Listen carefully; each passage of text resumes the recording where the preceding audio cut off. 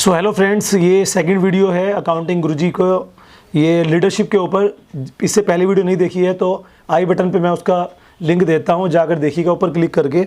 और आज हम बात करेंगे लीडरशिप, जो बिजनेस स्टडीज़ या बिजनेस कम्युनिकेशन, बिजनेस ऑर्गेनाइजेशन या बिजनेस कम्युनिकेशन, इन सभी में ही ये चैप्टर आता है। मैनेजमेंट का ये एक फंक्शन है लीडरशिप, सेकेंडरी फंक्शन। तो ये होता क्या है कि एक जो मैनेजर होता है बिजनेस में, उसके अंदर एक नेता की भावना यानी कि एक लीडर की भावना होनी चाहिए।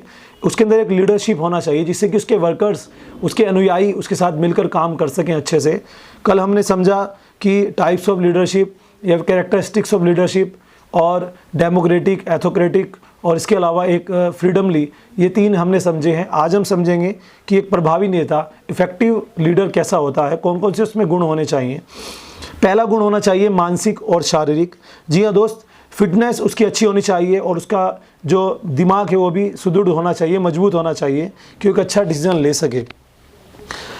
एक होता है आत्मविश्वास, सेल्फ कॉन्फिडेंस में पूरा होना चाहिए। अगर उसके अंदर ही कॉन्फिडेंस नहीं होगा तो उसके साथ में काम करने वाले लोग उसके साथ अच्छे से कैसे जुड़ेंगे। उसके अंदर कॉन्फिडेंस होना चाहिए किसी भी काम को लेकर।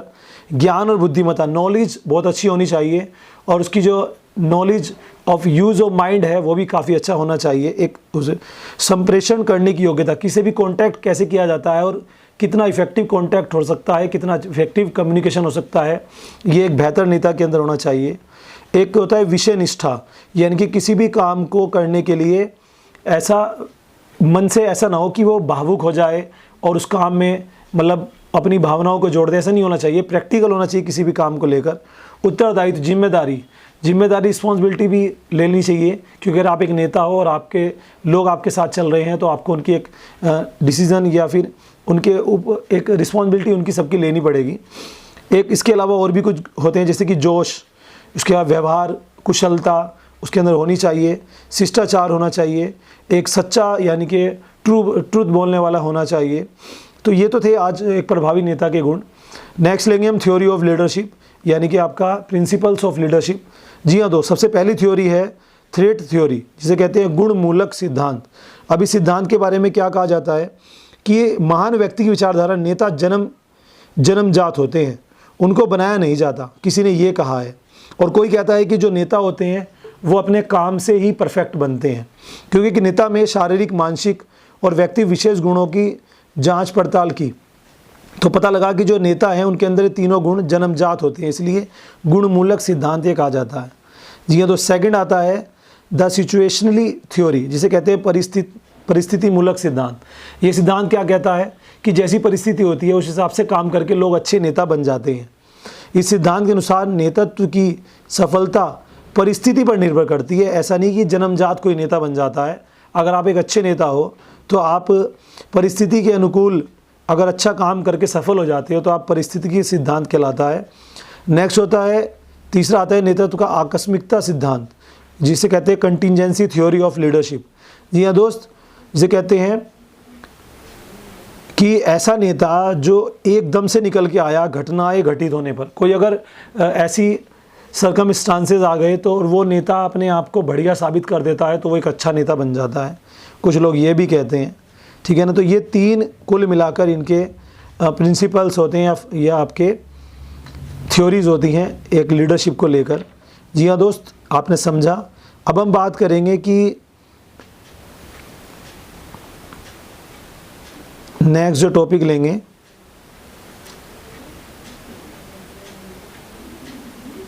कि जो इम्पोर्टेंस है लीडरशिप की वो बिजनेस में क्या है, मैनेजमेंट में क्या है।